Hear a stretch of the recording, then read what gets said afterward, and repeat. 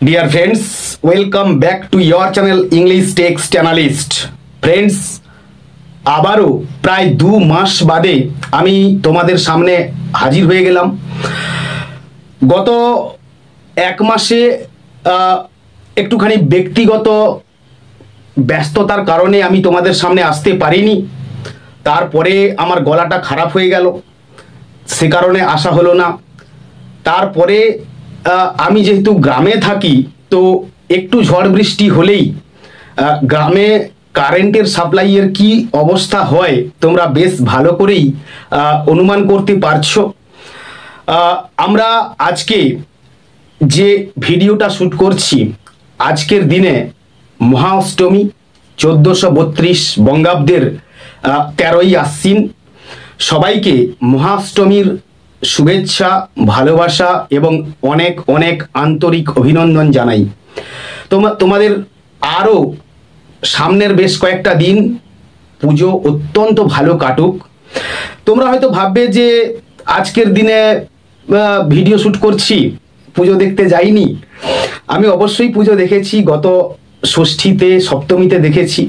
আর আজকে যেহেতু পুজোর দিন, কারেন্টের সাপ্লাই একদম ওয়েল অ্যান্ড গুড, ফলে চিন্তা করলাম যে না, কাজটা করে ফেলি।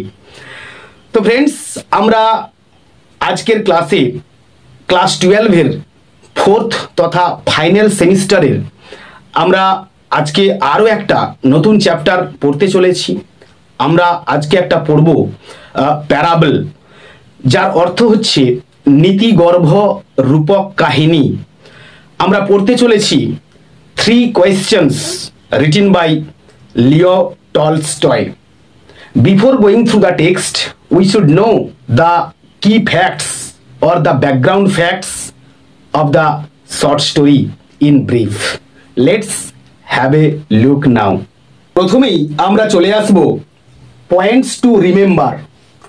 আমরা অ্যাজ ইউজুয়াল আগের ক্লাসগুলোর মতো যেমন করে জেনেছি, এই টেক্সটটাকেও আমরা ঠিক একই রকমভাবে জানবো বা পড়ব। আমরা প্রথমেই একটুখানি দেখে নেব পাবলিশড বা প্রকাশকাল। ইন 1885, 1885 সালে এই টেক্সটটা প্রকাশ পেয়েছিল। নেক্সট আমরা চলে আসবো the text is taken from বা সোর্স অফ দ্য টেক্সট। এই টেক্সটের যে উৎস বা যেখান থেকে এই টেক্সটটা নেওয়া হয়েছে, সেটা হচ্ছে what men live by and other tales. Next আমরা চলে আসবো ফর্ম অর জার, মানে হচ্ছে রীতি বা রকম বা ধারা। আ প্যারাবল, যেটা একটু আগেই বললাম যে নীতিগর্ভ রূপক কাহিনী। নেক্সট আমরা চলে আসবো প্যারাবলের ডেফিনেশনে। প্যারাবল কাকে বলে? আমরা প্যারাবল মানে কি সেটা জানলাম, কিন্তু প্যারাবল কাকে বলে, তার ডেফিনেশন বা তার সংজ্ঞা কি, আমরা একটুখানি এক ঝলক দেখে নিই। দেখো, a short allegorical story with a moral is given. একটা ছোট্ট শর্ট স্টোরি যার মধ্যে, মানে রূপক গল্প, যার মধ্যে একটি নীতি কথা আমরা অবশ্যই পাবো, যার শেষে এক্সাম্পলে আমরা আসবো যে প্যারাবলের এক্সাম্পল কি হয়। The parable of the good Samaritan, এই টাইপের একটা গল্প আমাদের সময় আমরা যখন 9-এ পড়তাম তখন ছিল। The parable of the prodigal son, the parable of the shower etcetera. Next আমরা চলে আসবো স্টোরি টাইপ, কি ধরনের এটা একটা গল্প। আর শর্ট স্টোরি একটি ছোট গল্প। আমরা শর্ট স্টোরির ডেফিনেশন আমার আগের ক্লাসগুলোতে দিয়েছি। তোমরা যারা আগে থেকে আমাকে ফলো করছো, তোমরা অবশ্যই জানো, ওই যে রবীন্দ্রনাথের ভাষায় বলেছিলাম, ছোট প্রাণ ছোট ব্যথা, ছোট ছোট দুঃখ কথা, নিতান্তই সহজ সরল, ছোট ছোট দুঃখ রাশি প্রত্যহ যেতেছে ভাসি, তারই 2-4টি অশ্রুজল, অন্তরে অতৃপ্তি রবে, সাঙ্গ করি মনে হবে, শেষ হয়েও হইল না শেষ। অর্থাৎ এই শর্ট স্টোরি পড়বার পরে আমাদের মনে কোথাও না কোথাও একটা অতৃপ্তির একটা স্বাদ আমরা পাবো, বা অতৃপ্তি আমাদের মধ্যে থেকে যাবে। অর্থাৎ সেটাই হলো শর্ট স্টোরি বা ছোট গল্প। নেক্সট আমরা চলে আসবো context. Written after a moral crisis in Tolstoy's life, reflecting his turn towards the Christian teachings and a focus on ethical living। অর্থাৎ টলস্টয়ের ব্যক্তিগত জীবনে একটা নৈতিক সংকট তৈরি হয়েছিল, আর যেখান থেকে তিনি শিক্ষা লাভ করেছিলেন তার আউটকাম হিসেবে আমরা এই শর্ট স্টোরিটাকে আমরা লাভ করতে পেরেছি বা আমরা আমাদের সামনে পেয়েছি।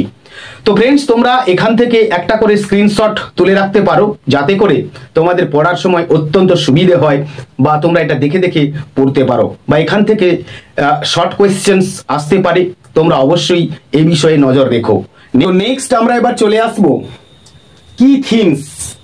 The story revolves around the কিংসের search for answers to these three questions. মানে এই গল্পটা কেন্দ্রীভূত হয়েছে যে রাজার জিজ্ঞাসা বা প্রশ্ন নিয়ে, ফর আনসার্স সেই সমস্ত উত্তরের, টু দিজ থ্রি কোয়েশ্চেন্স এই তিনটে প্রশ্নের। মূলত এই তিনটে প্রশ্নকে কেন্দ্র করেই এই গল্পটা পুরোটাই লেখা হয়েছে। নাম্বার ওয়ানে আমরা দেখব বা প্রথম প্রশ্ন আমরা জানব, বা রাজার প্রথম প্রশ্ন ছিল what is the right time to begin something. অর্থাৎ কোনো কিছু বা কোনো কাজ শুরু করবার সঠিক সময়টা কি। নেক্সট আমরা চলে আসব which people should he listen to. কোন সেই ব্যক্তিদের কথা তার শোনা উচিত। অ্যান্ড ফাইনালি আমরা চলে আসব what is the most important thing for him to do.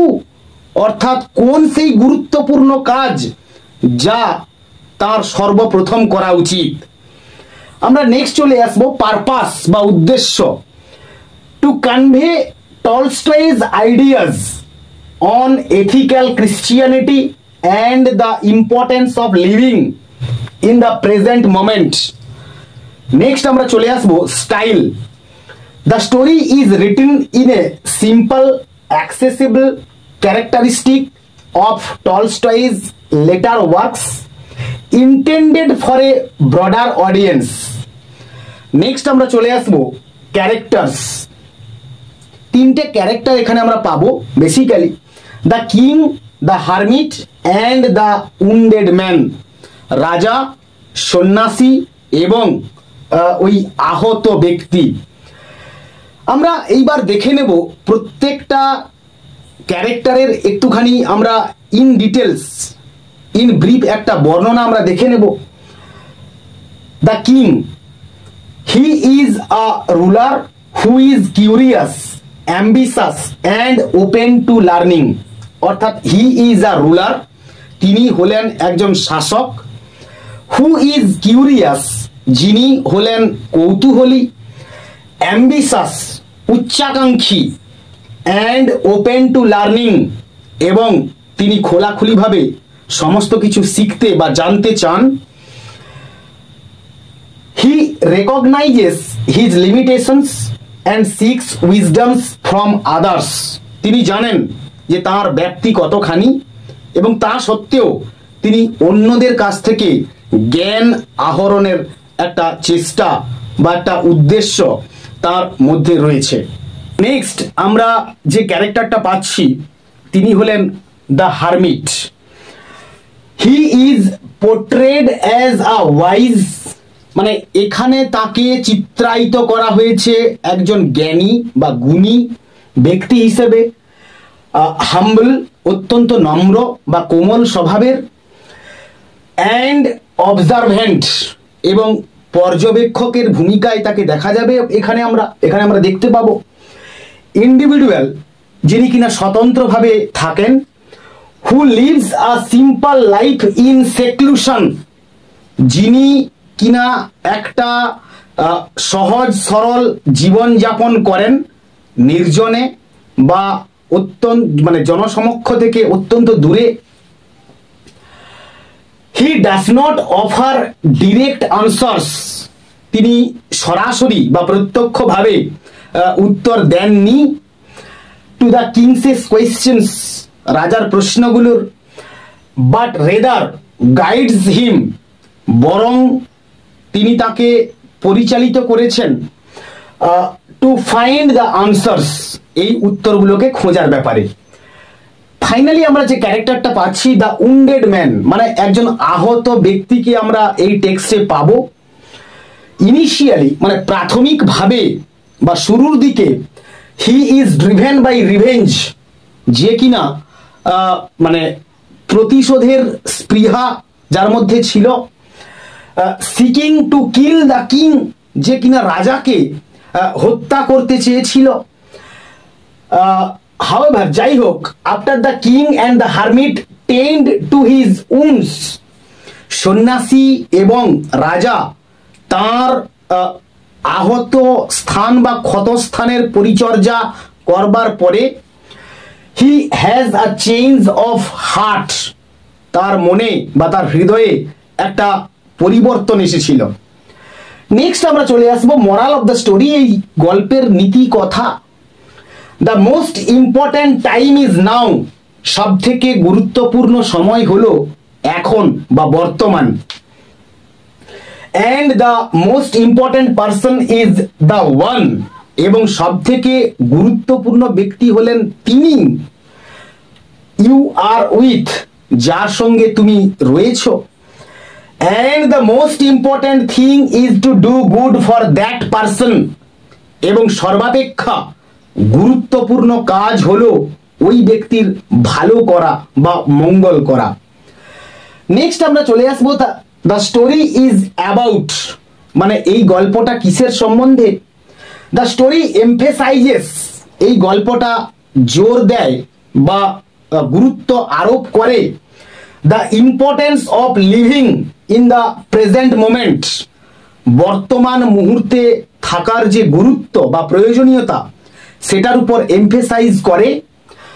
Focusing on the needs of others, এবং অন্যদের প্রতি যে একটা দৃষ্টি বা আলোকপাত রাখা দরকার সেটাও এখানে তুলে ধরা হয়েছে। And finding wisdom through experience and compassion, এবং জ্ঞান বা গরিমাকে খুঁজে নেওয়া কিসের মধ্য দিয়ে? থ্রু এক্সপেরিয়েন্স, অভিজ্ঞতা লব্ধ হয়ে, অর্থাৎ অভিজ্ঞতার মাধ্যমে জ্ঞানকে লাভ করবার যে অভিজ্ঞতার মাধ্যমে জ্ঞানকে যে লাভ করা যায় সেটাই দেখানো হয়েছে। অ্যান্ড কম্প্যাশন, এবং সহানুভূতি বা অনুকম্পা, অর্থাৎ সহানুভূতি এবং অভিজ্ঞতার মধ্য দিয়ে যে জ্ঞান লাভ করা যায় সেটাকেই কিনা এখানে অত্যন্তভাবে হাইলাইট করা হয়েছে। নেক্সট আমরা চলে আসবো মেসেজ বা বার্তা। কি বার্তা প্রেরণ করছে এই শর্ট স্টোরিটা? সেলফ ডিসকভারি, অর্থাৎ মানে আত্ম যে একটা আবিষ্কার, নিজেকে আবিষ্কার করা। উইজডম, জ্ঞান। And the importance of living in the present, এবং বর্তমান মুহূর্তে থাকার যে গুরুত্ব বা প্রয়োজনীয়তা সেটাকেই কিনা এখানে ব্যাপকভাবে প্রেজেন্ট করা হয়েছে। তো নেক্সট আমরা চলে আসব জার। তোমরা ইতিহাসে পড়তে গিয়ে জেনেছো জারের সম্বন্ধে। ইনি একজন এম্পারার বা সম্রাট। আমরা একটুখানি ফুটনোট বা অ্যানোটেশনটা একটুখানি লক্ষ্য করব। দেখো, tsars were the supreme rulers of Russia, জারেরা ছিলেন রাশিয়ার সর্বোচ্চতম শাসক। The word is derived from, মানে এই শব্দটা আহরণ করা হয়েছে ল্যাটিন সিজার, ল্যাটিন শব্দ সিজার থেকে। মিনিং, যার অর্থ হচ্ছে কিং অর এম্পারার, রাজা অথবা সম্রাট। And is related to German Kaiser, এবং যা কিনা জার্মান শব্দ কাইজারের সঙ্গে সম্পর্কযুক্ত। The Moscow based Rurik and Romanov dynasty reigned from 16th century till 1917, মানে 1600 শতক থেকে 1917 পর্যন্ত Moscow based Rurik and Romanov dynasty, মানে রোমানভ যে রাজবংশ তারা কিনা শাসন করত। যার Nicholas the second was the last emperor of tsarist Russia, অর্থাৎ রাশিয়ার জার শাসনকালে যার নিকোলাস দ্য সেকেন্ড ছিলেন সর্বশেষ জার। নেক্সট আমরা চলে আসবো আর table of days, months and years, এরকম একটা লাইন আমরা টেক্সট পড়তে গিয়ে পাবো। অর্থাৎ এই টোটাল লাইনটা অর্থ কি প্রকাশ করে? Here it refers to a calendar or an almanac. এখানে এটা উল্লেখ করে একটা ক্যালেন্ডার বা বর্ষপঞ্জি, অর অ্যান অ্যালমানাক অথবা একটি পঞ্জিকাকে রেফার করে বা উল্লেখ করে, and a personal planner prepare accordingly, অর্থাৎ ব্যক্তিগতভাবে পরিকল্পিত যে একটা কাজের সূচি তৈরি করে রাখা হয় সেটাকেই কিনা এখানে প্রেজেন্ট করা হচ্ছে। ফাইনালি আমরা চলে আসবো একটা ফুটনোট পাচ্ছি, স্পেড। যারা গ্রামের দিকে থাকে বা যারা গ্রাম থেকে বড় হয়েছে তারা অবশ্যই এটার সঙ্গে খুব পরিচিত। একটুখানি দেখে নিই, দেখো, a tool for digging with a long handle and metal blade.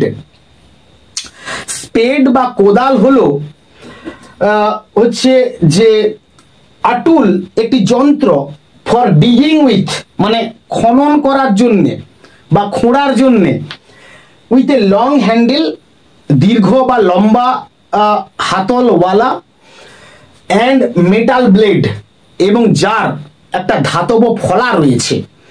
অর্থাৎ লম্বা হাতল এবং ধাতব ফলাযুক্ত মাটি খোঁড়ার যন্ত্র বিশেষ বা কোদাল, মানে তাকে এরকম করে চালানো হয় আর কি। আমরা পড়েছি ছোটবেলা, ছড়া পড়তে গিয়ে জানি ভাতে পড়লো মাছি কোদাল দিয়ে চাঁচি, বা এরকম একটা ব্রতচারী গান রয়েছে যে চলো কোদাল চালাই। তো সেই কোদালের কথা এখানে আমরা পাবো, বা সেই কোদালকে কেন্দ্র করে এখানে আমরা বেশ কয়েকটা ঘটনা কেন্দ্রীভূত হতে লক্ষ্য করব। তো ফ্রেন্ডস, আমরা এই টেক্সটের মোর অর লেস কিছু ইনফরমেশন আমরা জানলাম। নেক্সট আমরা চলে আসব এই টেক্সটের যিনি অথার রয়েছেন, অর্থাৎ লিও টলস্টয়ের কথা বলছি। তো তার life and works in brief আমরা একটুখানি দেখে নেব। দেখো, Lev Nikolayevich Tolstoy, more popularly known as Leo Tolstoy, was a Russian writer. He is regarded as one of the greatest and most influential authors of all time. He was born on 9th September 1828, Yasnaya Polyana in Russia. Tolstoy was a realist as well as deeply philosophical writer or religious thinker. Around 1875, Tolstoy was suffering from a mental condition known as anhedonism, or a disease in which the sufferer loses interest in all earthly pleasures. The person questions the meaning of life and seeks an answer to his or her existence.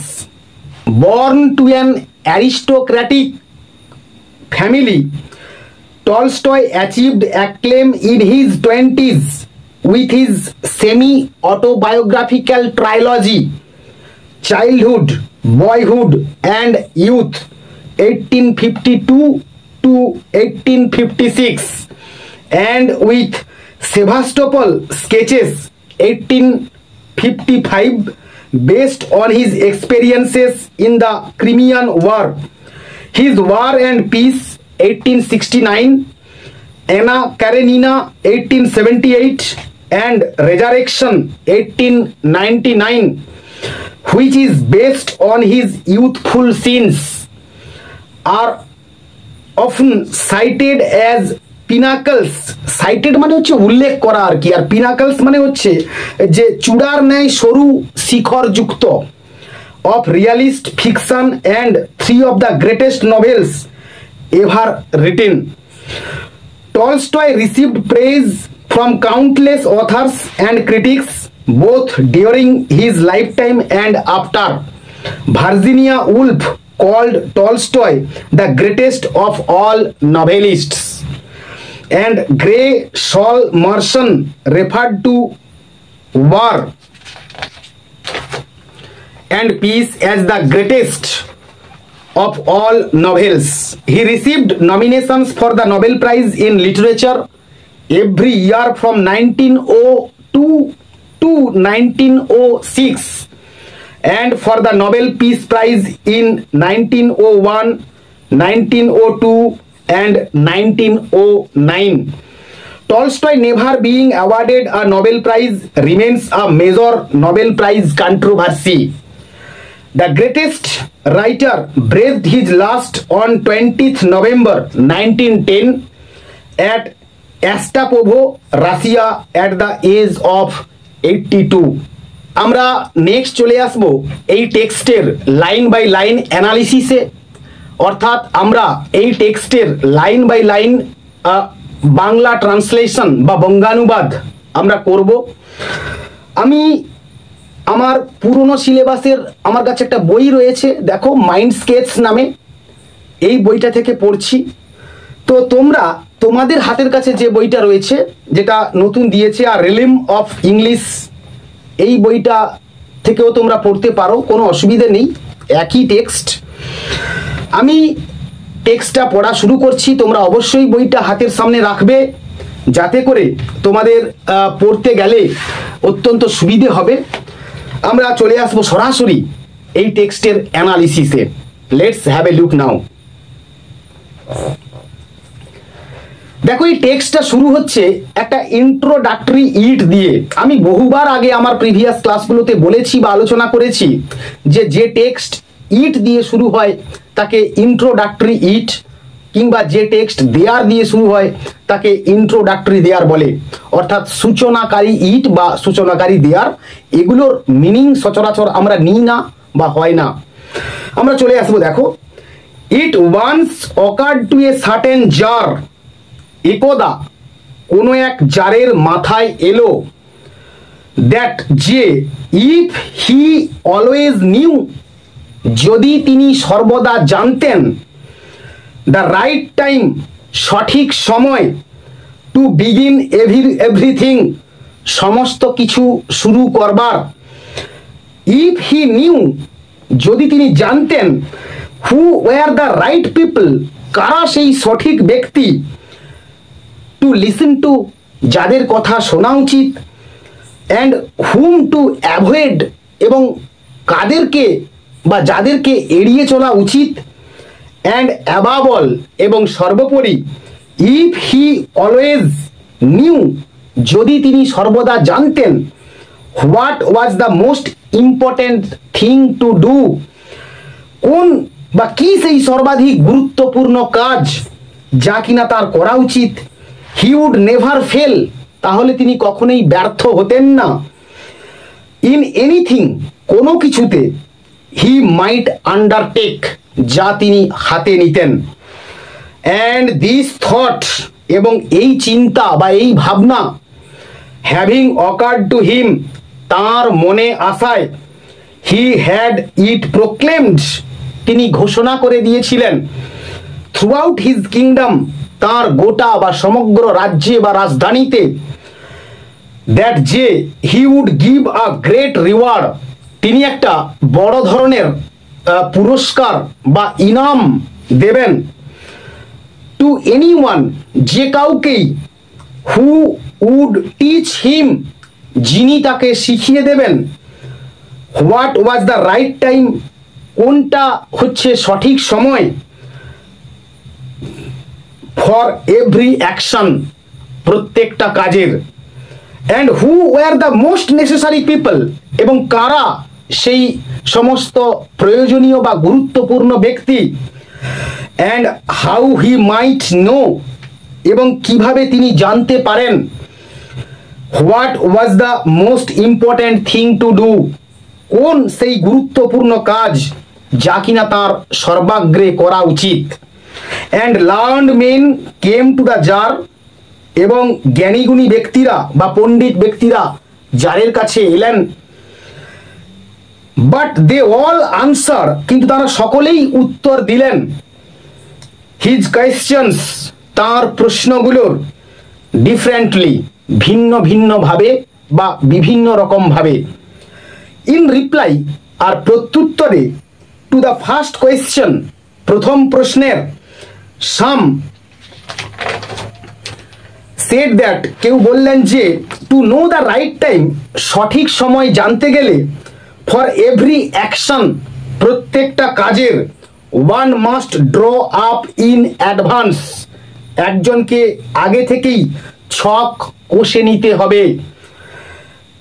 R table of days, দিনের একটা তালিকা তৈরি করতে হবে, months, মাসের, and years, এবং বছরের, and must leave strictly, এবং তাকে অবশ্যই কঠোরভাবে বা সতর্কভাবে জীবন যাপন করতে হবে বা লক্ষ্য রাখতে হবে, অ্যাকর্ডিং টু ইট, মানে এই তালিকা অনুযায়ী।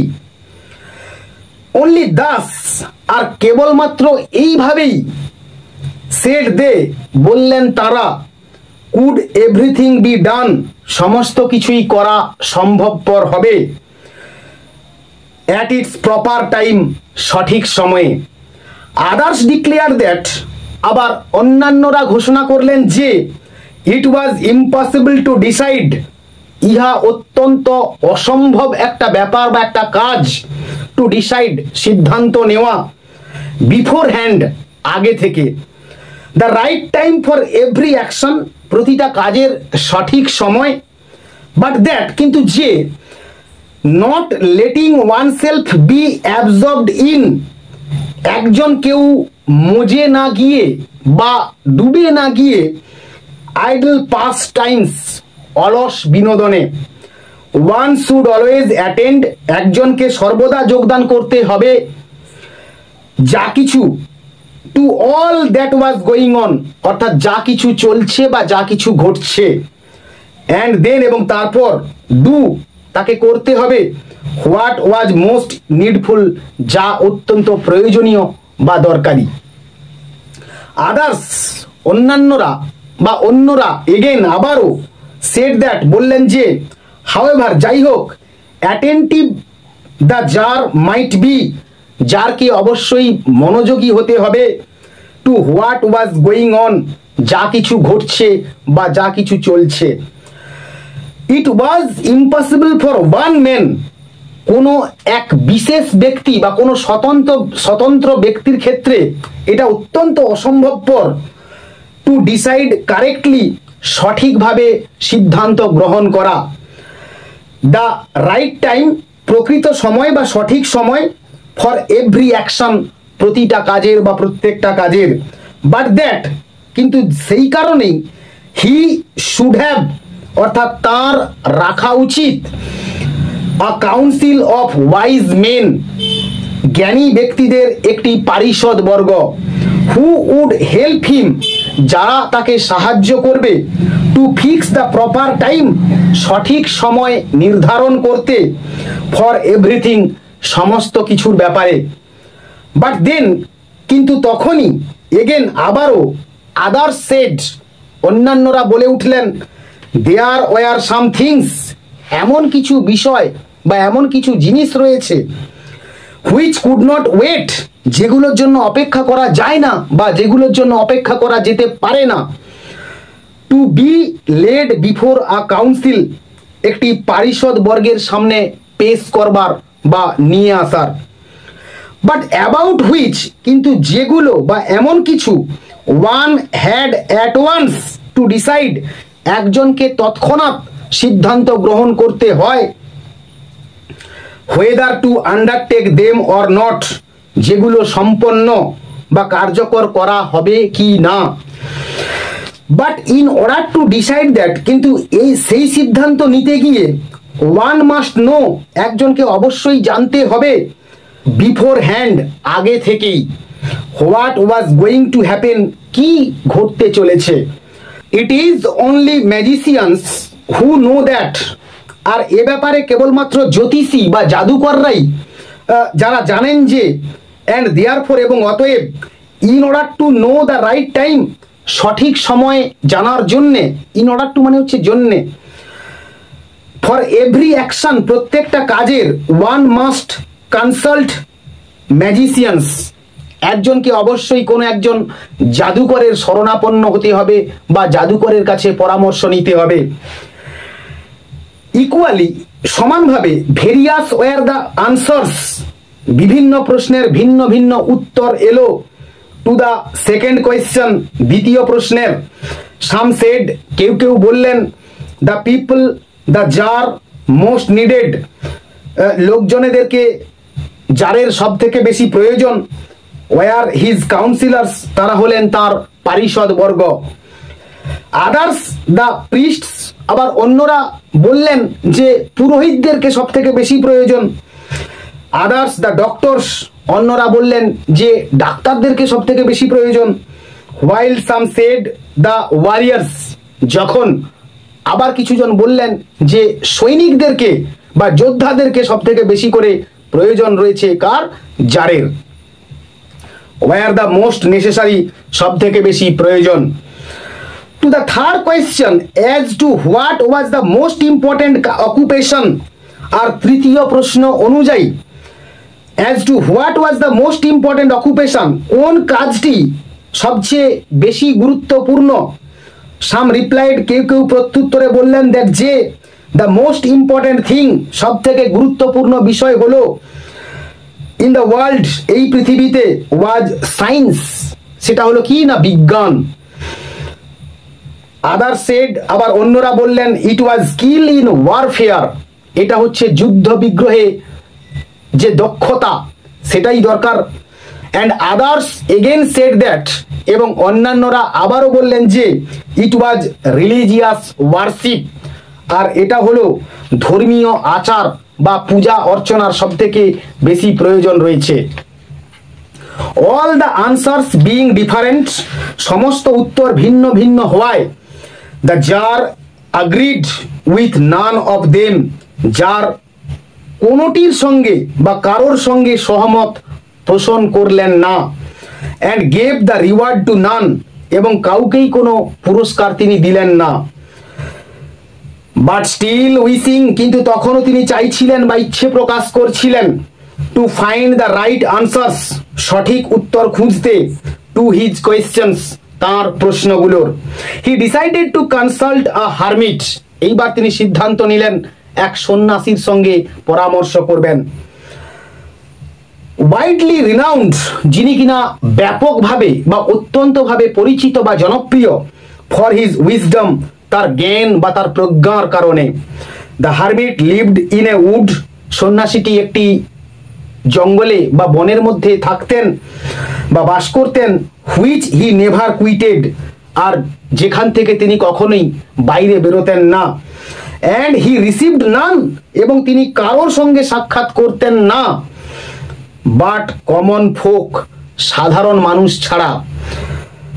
So the tsar put on simple clothes, put on মানে একটা ফ্রেজাল ভাব, আমরা পড়েছি। পুট অন মানে হচ্ছে, আমরা জানি যে পুট অন মানে হচ্ছে উইয়ার, পরিধান করা। The tsar put on simple clothes, যার অত্যন্ত সাধারণ মানের পোশাক পরলেন। And before reaching the hermit cell, এবং ওই সন্ন্যাসীটির মানে কুটিরের কাছে পৌঁছানোর আগে, ডিসমাউন্টেড ফ্রম হিজ হর্স, তিনি তার ঘোড়া থেকে নেমে পড়লেন। And living his bodyguard behind, এবং তিনি তার দেহরক্ষীকে পেছনে রেখে এলেন বা দূরে রেখে এলেন। ওয়েন্ট অন অ্যালোন, এবং একাই তিনি চললেন। হোয়েন দ্য জার অ্যাপ্রোচড, যখন জার এগোলেন বা পৌঁছালেন, the hermit was digging the ground, তখন ওই সন্ন্যাসীটি মাটি খনন করছিলেন বা মাটি কোপাচ্ছিলেন বা মাটি খুঁড়ছিলেন। ইন ফ্রন্ট অফ হিজ হাট, তার কুঁড়ে ঘরের সামনে। সিইং দ্য জার, জারকে দেখে, হি গ্রিটেড হিম, তিনি তাকে অভ্যর্থনা জানালেন। অ্যান্ড ওয়েন্ট অন ডিগিং, এবং তার কোপানোর কাজ তিনি চালিয়ে গেলেন।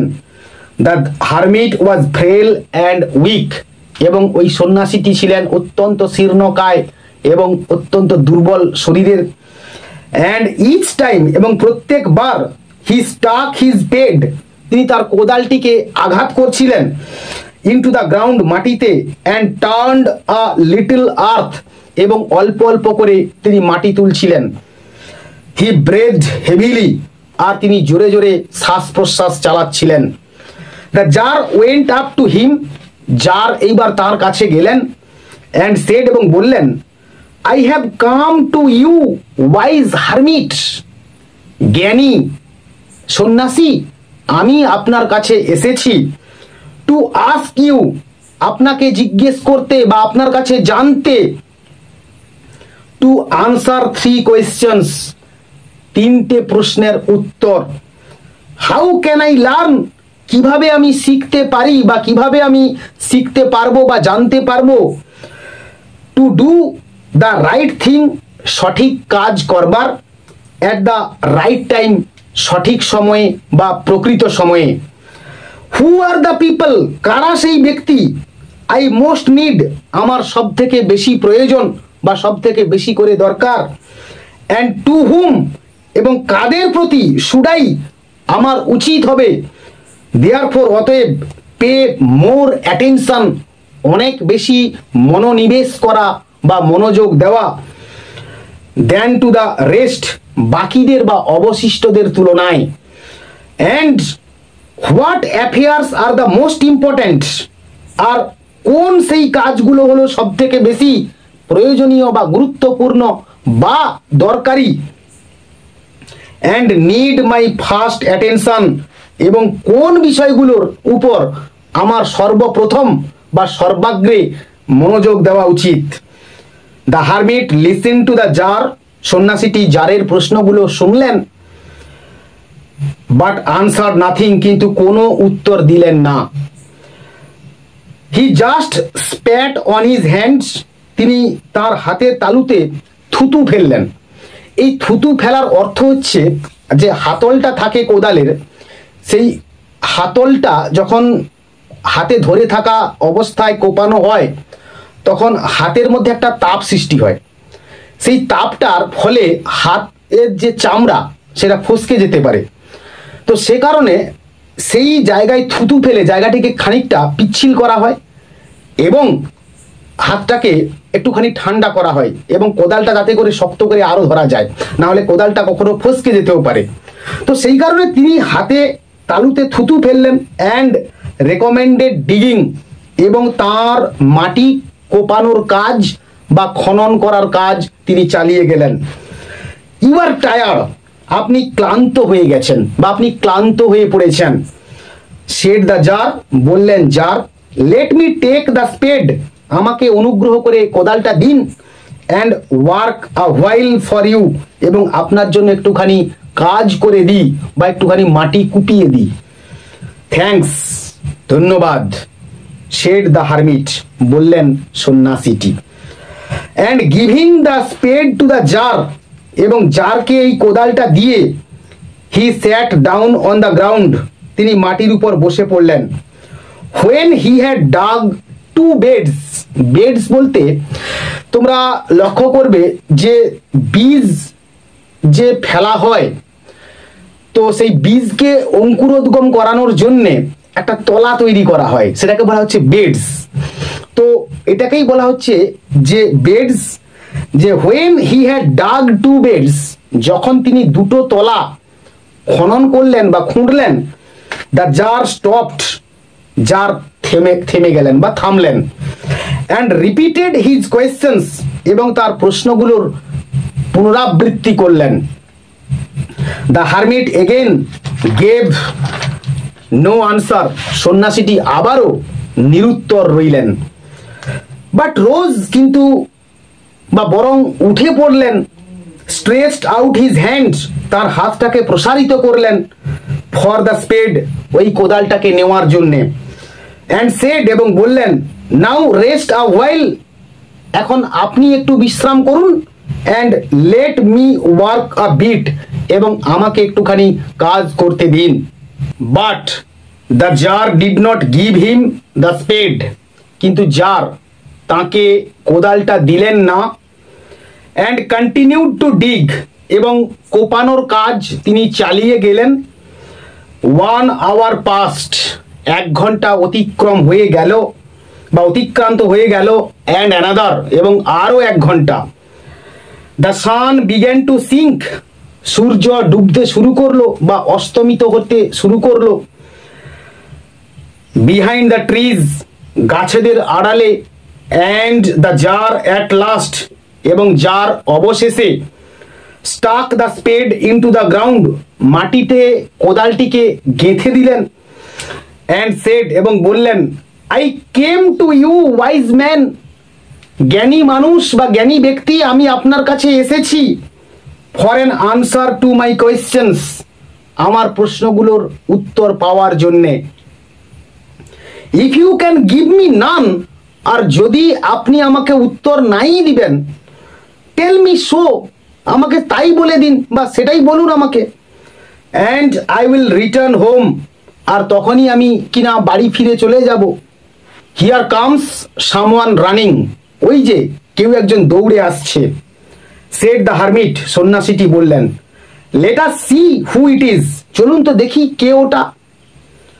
দ্য জার টার্ন রাউন্ড, জার ফিরে তাকালেন। And saw a bearded man, এবং দেখলেন এক দাড়িওয়ালা ব্যক্তিকে বা মানুষকে। Come running out of the wood, যে কিনা জঙ্গলের মধ্য থেকে দৌড়ে বেরিয়ে আসছে। The man held his hands pressed against his stomach, আর লোকটি কিনা তার হাত দুটোকে পেটের উপর চেপে রেখেছিল। And blood was flowing under blood was flowing from under them, আর সেখান থেকে রক্ত চুইয়ে চুইয়ে পড়ছিল। When he reached the tsar, যখন তিনি জারের কাছে পৌঁছালেন। He fell fainting on the ground, তিনি তখন মাটিতে পড়ে গিয়ে মূর্ছা গেলেন বা সংজ্ঞা হারালেন বা অজ্ঞান হয়ে গেলেন। মর্নিং ফিবলি, এবং দুর্বলভাবে তিনি গোঙাতে লাগলেন। The tsar and the hermit, tsar এবং সন্ন্যাসীটি আনফ্যাস্টেন্ড দ্য ম্যানস ক্লোথিং, লোকটিকে আস্তে আস্তে করে বিবস্ত্র করলেন বা আলগা করলেন। দেয়ার ওয়াজ এ লার্জ উন্ড, একটা বড় ক্ষত হয়ে গিয়েছিল। ইন হিজ স্টমাক, তার পেটে। দ্য জার ওয়াশড ইট, জার এই ক্ষতস্থানটিকে ধুয়ে দিলেন ভালো করে পরিষ্কার জল দিয়ে। As best as he could, যতটা ভালো করে সম্ভব। And bandaged it with his handkerchief, এবং তার নিজের রুমাল দিয়ে সেই জায়গাটিকে বা সেই ক্ষতস্থানটিকে তিনি বেঁধে দিলেন বা একটা বাঁধন দিলেন। অ্যান্ড উইথ এ টাওয়েল, এবং একটি তোয়ালা দিয়ে। দ্য হারমিট হ্যাড, যা কিনা ওই সন্ন্যাসীটির ছিল। But the blood would not stop flowing, কিন্তু রক্ত চুইয়ে পড়া বা ফিনকি দিয়ে পড়া বন্ধ হচ্ছিল না। And the tsar again and again, এবং জার বারে বারে রিমুভ দ্য ব্যান্ডেজ, বাঁধনটিকে মানে পরিবর্তন করছিলেন বা সরাচ্ছিলেন। সোকড উইথ ওয়ার্ম ব্লাড, যা কিনা সিক্ত হয়েছিল উষ্ণ রক্তে। অ্যান্ড ওয়াশড অ্যান্ড রিব্যান্ডেজড, এবং ধুয়ে দিয়েছিলেন এবং পুনরায় বাঁধন দিচ্ছিলেন দ্য উন্ড, ওই ক্ষতস্থানটিতে। হোয়েন অ্যাট লাস্ট, যখন অবশেষে দ্য ব্লাড সিজড ফ্লোয়িং, যখন রক্ত ফিনকি দিয়ে পড়া বন্ধ হলো। দ্য ম্যান রিভাইভড, লোকটি তার সম্বিত ফিরে পেলেন বা জ্ঞান ফিরে পেলেন। And asked for something to drink, এবং পান করার জন্য কিছু একটা চাইলেন। The tsar brought fresh water, জারটি বা জার পরিষ্কার জল আনলেন এবং and gave it to him, এবং তাকে দিলেন। মিনওয়াইল, এদিকে বা ইতোমধ্যে দ্য সান হ্যাড সেট, সূর্য অস্তমিত হয়েছে। And it had become cool, এবং চতুর্দিকে একটা ঠান্ডা পরিবেশের সৃষ্টি হয়েছে। সো দ্য জার, সে কারণে tsar with the hermit's help, ওই সন্ন্যাসীটির সাহায্য নিয়ে carried the wounded man into the hut, ওই আহত ব্যক্তিটিকে কুঁড়ে ঘরের মধ্যে নিয়ে গেলেন। And laid him on the bed, এবং তাকে বিছানার উপর শুইয়ে দিলেন। লাইং অন দ্য বেড, বিছানার উপর শুয়ে, the man closed his eyes, লোকটি তার দু চোখ বন্ধ করলো, অ্যান্ড ওয়াজ কোয়াইট, এবং শান্ত হয়ে গেল বা স্থির হয়ে গেল।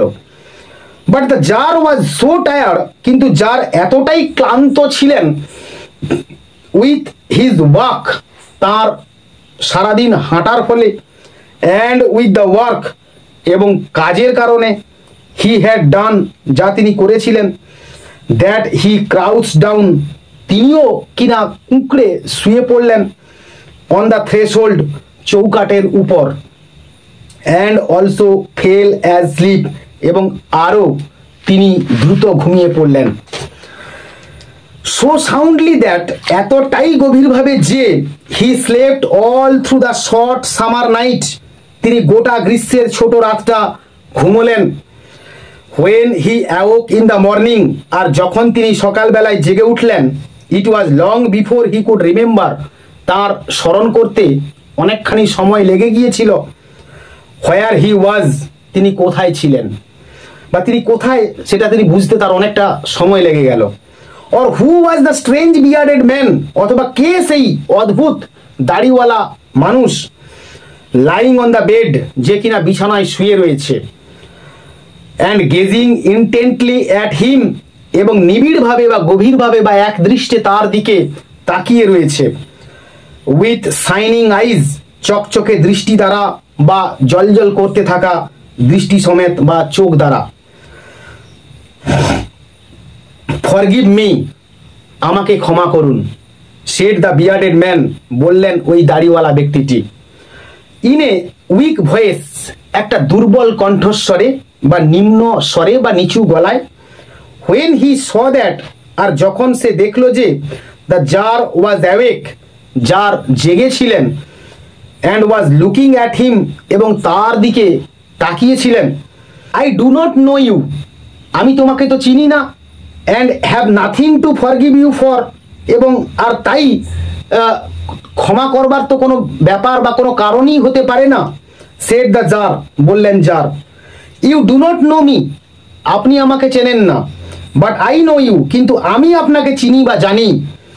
I am that enemy of yours, আমি হলাম আপনার সেই শত্রু, who swore to revenge himself on you, যে শপথ নিয়েছিল বা প্রতিজ্ঞা করেছিল আপনাকে আপনার উপর প্রতিশোধ নেবার, বিকজ কারণ, ইউ এক্সিকিউটেড হিজ ব্রাদার, আপনি তার ভাইকে আপনি কিনা হত্যা করেছিলেন, অ্যান্ড সিজড হিজ প্রপার্টি, এবং তার সমস্ত সম্পত্তিকে তিনি বাজেয়াপ্ত করেছিলেন। আই নিউ, আমি জানতাম, ইউ হ্যাড গান অ্যালোন, আপনি একাই গেছিলেন, টু সি দ্য হারমিট, সন্ন্যাসীর সঙ্গে সাক্ষাৎ করতে, অ্যান্ড আই রিজলভড, এবং আমি সংকল্প করেছিলাম, টু কিল ইউ, আপনাকে হত্যা করবার, অন ইয়োর ওয়ে ব্যাক, আপনার ফিরে আসার সময়। বাট দ্য ডে পাস্ট, কিন্তু দিন অতিক্রান্ত হয়ে গেল, অ্যান্ড ইউ ডিডন্ট রিটার্ন, এবং আপনি আর ফিরে এলেন না। So I came out from my ambush, সে কারণে আমি আমার গোপন আস্তানা থেকে বেরিয়ে এলাম, টু ফাইন্ড ইউ, আপনাকে খুঁজতে, অ্যান্ড আই কেম আপন ইয়োর বডিগার্ড, এবং আমি আপনার দেহরক্ষীর মুখোমুখি হলাম বা তাদের সামনে পড়ে গেলাম। অ্যান্ড দে রেকগনাইজড মি, এবং তারা আমাকে চিনে ফেললো, অ্যান্ড উন্ডেড মি, এবং আমাকে আহত করলো বা আঘাত করলো। আই এসকেপ ফ্রম দেম, আমি তাদের থেকে পালিয়ে বাঁচলাম, but should have bled to death, কিন্তু আমি রক্তপাত বা রক্তক্ষরণ হয়ে মারা যেতে পারতাম। Had you not dressed my wound, আর যদি না আপনি আমার ক্ষতস্থানে বাঁধন দিতেন। I wished to kill you, আমি আপনাকে মারতে চেয়েছিলাম বা হত্যা করতে চেয়েছিলাম। And you have saved my life, কিন্তু আপনি আমাকে জীবন দান করলেন বা আপনি আমার জীবন বাঁচালেন। নাও, এখন, ইফ আই লিভ, যদি আমি বেঁচে থাকি, and if you wish it, আর যদি আপনি তা চান, I will serve you as your most faithful slave, আমি আপনার সর্বাপেক্ষা বিশ্বস্ত কৃতদাস হয়ে আমার জীবন অতিবাহিত করব, বা কাজ করব, and will bid my sons to do the same, এবং আমার সন্তানদেরকেও বাধ্য করব ওই একই কাজ করতে। ফরগিভ মি, আমাকে ক্ষমা করুন বা আমাকে বাঁচান। The tsar was very glad, tsar অত্যন্ত খুশি হলেন। To have made peace with his enemy so easily, অত্যন্ত বা এতখানি সহজে তার শত্রুর সঙ্গে সন্ধি স্থাপন করতে পেরে বা শান্তি স্থাপন করতে পেরে। And to have gained him for a friend, এবং তাকে বন্ধু হিসেবে লাভ করতে পেরে বা পেয়ে। And he not only forgave him, এবং তিনি শুধু তাকে ক্ষমা করলেন না, বাট সেড, কিন্তু বললেন, he would send his servants, তিনি তার ভৃত্যদেরকে পাঠাবেন, অ্যান্ড হিজ ওন ফিজিশিয়ান, এবং তার নিজের চিকিৎসককে, টু অ্যাটেন্ড হিম, তাকে শুশ্রূষা করতে বা তার দেখাশোনা করতে।